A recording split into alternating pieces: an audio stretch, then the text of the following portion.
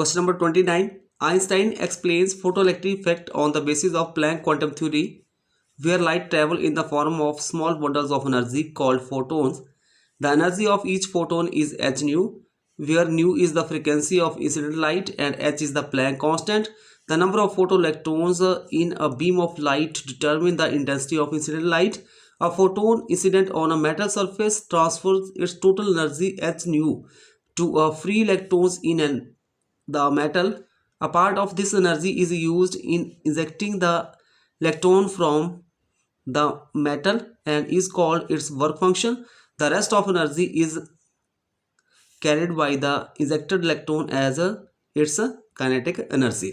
इस पैराग्राफ में हमारे पास गिवन है कि जब कोई हमारे पास फोटोन मेटल सरफेस के ऊपर पड़ता है और जो फोटोन होता है लाइट के अंदर फोटोन होते हैं उनकी एनर्जी होती है एच न्यू, और जो इलेक्ट्रॉन होता है मेटल का जब वो एनर्जी गेन करेगा फोटोन से उसको वो दो पार्ट्स में यूज़ करेगा। एक पार्ट्स तो उस इलेक्ट्रॉन जो है फोटोन की एनर्जी का वो मेटल सरफेस से बाहर आने के लिए यूज़ करेगा in the form of work function, और अनदर पार्ट जो है दूसरा पार्ट उसका यूज़ करेगा वो काइनेटिक एनर्जी के रूप में। अब इस पैराग्राफ के बेस्ड जो क्वेश्चन है, which of the following graph show the variation of photo electric current with the intensity of light.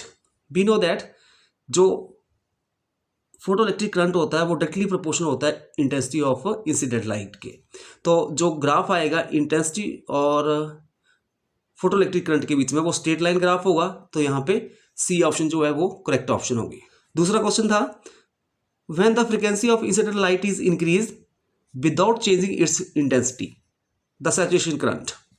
Saturation current जो है वो रिमेन द सेम रहेगा, क्योंकि जो सैचुरेशन करंट है वो डिपेंड करता है इंटेंसिटी ऑफ इंसिडेंट लाइट के ऊपर, ना कि फ्रीक्वेंसी ऑफ इंसिडेंट लाइट के ऊपर।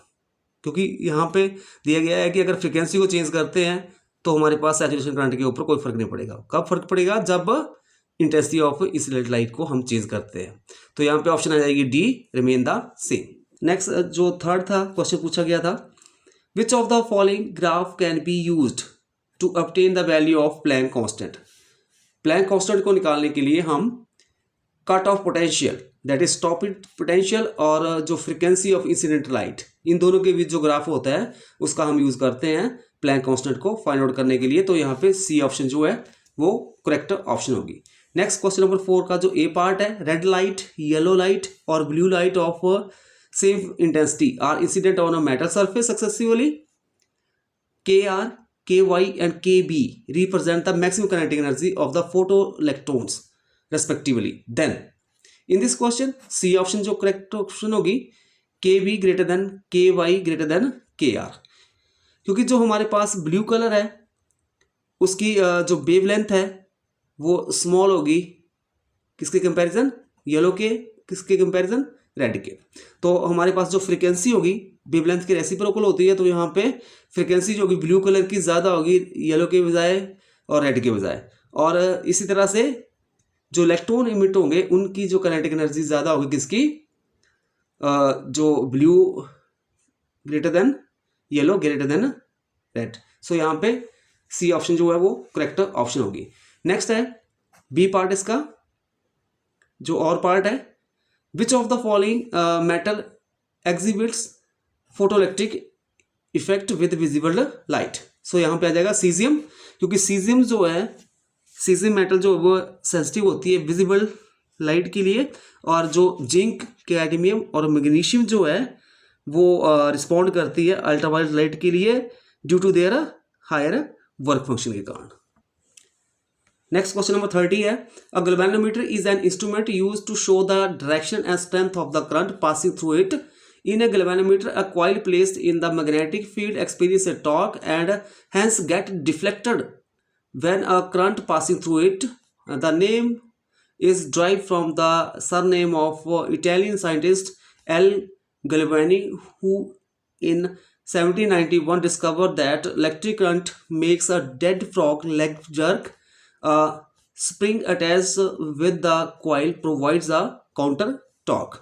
In equilibrium, the deflecting torque is balanced by the restoring torque of the spring, as we have NBAI is equal to K5। तो इसमें हमारे पास जो गैल्वेनोमीटर उसके बारे में दिया गया है। गैल्वेनोमीटर का यूज़ हम करते हैं किसके लिए, डायरेक्शन और स्ट्रेंथ जो है करंट की किसी सर्किट में से जो पास हो रहा है उसको फाइंड आउट करने के लिए। अब जो गैल्वेनोमीटर है इक्विलिब्रियम पोजीशन के ऊपर क्या होता है कि जो डिफ्लेक्टिंग टॉर्क होती है किसके बराबर होती है, रेस्टोरिंग टॉर्क के बराबर। ठीक है, तो मतलब यह आ जाएगा relation NBAI is equal to K5। वहाँ पे N नंबर ऑफ टर्न्स हो जाएंगे कॉइल के, B magnetic field, A area of cross section, I जो है करंट हो जाएगा, K आ जाएगा हमारे पास टॉरशनल कांस्टेंट, और phi जो होगा angular deflection of coil. As the current which produces full scale deflection in the galvanometer is very small, the galvanometer cannot be be used to measure current in electric circuits. A small resistance called shunt of a stable value is connected with the galvanometer to convert it into an ammeter of desired range. By using a higher resistance, a galvanometer can also be converted into a voltmeter. देखो जो full scale deflection जो आएगी galvanometer में वो small आएगी, और galvanometer को हम इस तरह से यूज़ नहीं कर सकते हैं। गैल्वेनोमीटर का जो है हम किस में कन्वर्ट करेंगे, पहले उसको करेंगे हम अमीटर में, और गैल्वेनोमीटर को जब हम अमीटर में चेंज करते हैं तो उसके शंट मतलब पैरेलल में हम एक रेजिस्टेंस लगाते हैं, और जब गैल्वेनोमीटर को हम वोल्टमीटर में चेंज करते हैं तो क्या करते हैं, सीरीज में हाई रेजिस्टेंस लगाते हैं। अब जो क्वेश्चन है बेस्ड ऑन दिस पैराग्राफ वो है हमारे पास first one, the value of current sensitivity of a galvanometer is given bye.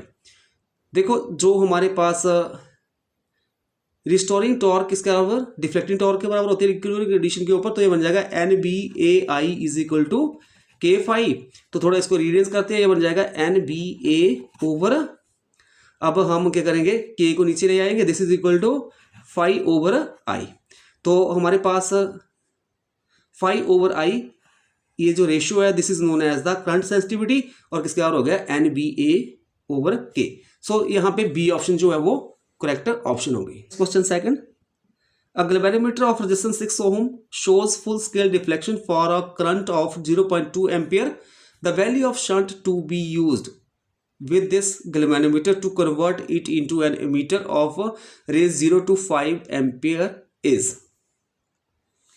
इस क्वेश्चन में हमारे पास एक गैल्वेनोमीटर है जिसकी रेजिस्टेंस 6 ओम दी गई है, उसको मैंने RG के साथ लिख लिया, और जो गैल्वेनोमीटर में से जो करंट फ्लो कर रहा है कितना कर रहा है 0.2 एम्पियर, उसको IG के साथ लिख लिया, और उसको हमने किस में कन्वर्ट करना है, अमीटर में, और उसकी रेंज कितनी होनी चाहिए 0 to 5, मतलब करंट कितना बनना चाहिए I is equal to 5 ampere. ठीक है, तो जो हम पैरेलल में रेजिस्टेंस लगाएंगे मतलब शंट रेजिस्टेंस लगाएंगे RS वो हमने फाइंड आउट करना है। तो हमारे पास जो फार्मूला होता है शंट रेजिस्टेंस को फाइंड आउट करने के लिए RS is equal to IG over I minus IG multiply RG। अब IG की वैल्यू भर देंगे 0.2 ओवर I आ जाएगा 5 माइनस 0.2 मल्टीप्लाई 6, और जब हम इसको सॉल्व करेंगे तो हमारे पास वैल्यू आ जाएगी शंट रेजिस्टेंस की, दिस इज इक्वल टू 0.25 ओम। सो इस तरह से हमारे पास इस क्वेश्चन में ए ऑप्शन जो है वो करेक्ट ऑप्शन होगी। नेक्स्ट है question number 3, the value of resistance of the ammeter in case second will be. जो ये सेकंड केस है इसमें जो हमने एमीटर बना दिया गैल्वेनोमीटर का, तो उसकी क्या रेजिस्टेंस बनेगी उसको हम निकालेंगे। उसको निकालने के लिए जो एमीटर बना उसके रेजिस्टेंस के लिए formula RA is equal to RG multiply RS over RG plus RS। RA हो जाएगा रेजिस्टेंस ऑफ एमीटर, RG हो जाएगा रेजिस्टेंस ऑफ गैल्वेनोमीटर, और RS जो होगा शंट रेजिस्टेंस। तो हमारे पास जो रेजिस्टेंस ऑफ गैल्वेनोमीटर 6 ओम दी गई है, शंट रेजिस्टेंस हमने निकाली 0.25, वैल्यू भर देंगे यहाँ पे, ये बन जाएगा 6 मल्टीप्लाई 0.25 ओवर 6 प्लस 0.25, जब मल्टीप्लाई करेंगे तो 1.50 ओवर इसको हम ऐड कर देंगे 6.25, और जब हम इस सभी को सॉल्व करेंगे तो हमारे पास बन जाएगा RA इज इक्वल टू 0.24 ओम। तो जो हमारे पास शंट रेजिस्टेंस आएगी वो आ जाएगा 0.24 ओम। सो यहाँ पे बी ऑप्शन जो है वो करेक्ट ऑप्शन होगी। नेक्स्ट फोर्थ क्वेश्चन का जो ए पार्ट है, a galvanometer is converted into an voltmeter of range 0 to V volt by connecting with it a resistance R1 if R1 is replaced by R2 the range becomes 0 to 2 volt the resistance of galvanometer is. हमारे पास हमने एक galvanometer को convert कर दिया volt meter में जिसकी raise बन गई 0 to V, और जो इसके सीरीज में हमने रेजिस्टेंस लगाई है वो लगाई R1। अब बोला गया है सेकंड सिचुएशन में कि अगर हम R1 को R2 से रिप्लेस कर दें तो उसकी जो रेंज बन जाती है 0 to 2 वोल्ट। ठीक है, तो जो रेजिस्टेंस होगी गैल्वेनोमीटर की वो हम फाइंड आउट करेंगे। तो इसके लिए सोल्यूशन हो जाएगा, जो रेजिस्टेंस आएगी जो हम सीरीज में लगाएंगे गैल्वेनोमीटर के जिसके कारण वो वोल्टमीटर में चेंज हो जाएगा, वो आ जाएगा R is equal to V upon I G minus RG, और ये बन जाएगा RG को इस साइड ले आ जाएगा तो R plus RG is equal to V upon IG। थोड़ा और रीड करते IG को इस साइड ले जाते हैं, इसको नीचे लेके आते हैं तो IG is equal to V upon R plus RG बन जाएगा। R क्या होगा, रेजिस्टेंस इन सीरीज, और RG होगा गैल्वेनोमीटर रेजिस्टेंस। फर्स्ट केस है उसमें हमारे पास दिया है कि जो रेजिस्टेंस R1 है और दूसरा जो वोल्टेज कितनी है V, तो IG is equal to V upon R1 plus RG, ये इक्वेशन 1 बन जाएगी। सेकंड केस में हमारे पास था कि जो हमने वोल्टमीटर बनाया उसकी रेंज कितनी 0 to 2 वोल्ट, तो यहाँ पे V की जगह आ जाएगा 2V, और रेजिस्टेंस को चेंज करके किया R1 को हमने कर दिया R2, तो हमारे पास बन जाएगा IG is equal to 2V over R2 plus RG। अब हमारे पास जो इक्वेशन 1 और 2 इसको हम कंपेयर करेंगे। इक्वेशन 1 और 2 में लेफ्ट हैंड साइड बराबर है तो राइट हैंड साइड भी बराबर होगी, तो यहाँ पे जाएगा V over R1 plus RG is equal to 2V over R2 plus RG। V के साथ V कैंसिल हो जाएगा, इधर हम 2 के साथ मल्टीप्लाई कर देंगे तो ये हमारे पास बन जाएगा 2R1 plus 2RG is equal to R2 plus RG। अब हम नेक्स्ट स्टेप में जो हमारे पास RG है उसको इस साइड ले आएंगे तो हमारे पास रहेगा 2RG minus RG is equal to R2 minus 2R1, तो यहाँ पे 2RG माइनस 1RG, तो ये बन जाएगा RG is equal to R2 minus 2R1। So इस तरह से इस क्वेश्चन में ए ऑप्शन जो है वो करेक्ट ऑप्शन होगी। अब इसका जो और part B part, a current of 5 milli ampere flow through a galvanometer, its coil has 100 turns, each of the area of cross section 18 centimeter square and is suspended in a magnetic field 0.20 Tesla. The deflecting torque acting on the coil will be। Question में हमारे पास जो current flow कर रहा है galvanometer में से वो हमारे पास गिवन है 5 मिली एम्पियर। मिली को चेंज करना है हमने तो हमारे पास मिली एम्पियर को एम्पियर में, तो हम क्या करेंगे, मिली का मतलब 10⁻³ के साथ मल्टीप्लाई कर देंगे तो ये बन जाएगा 5 मल्टीप्लाई 10⁻³ एम्पियर।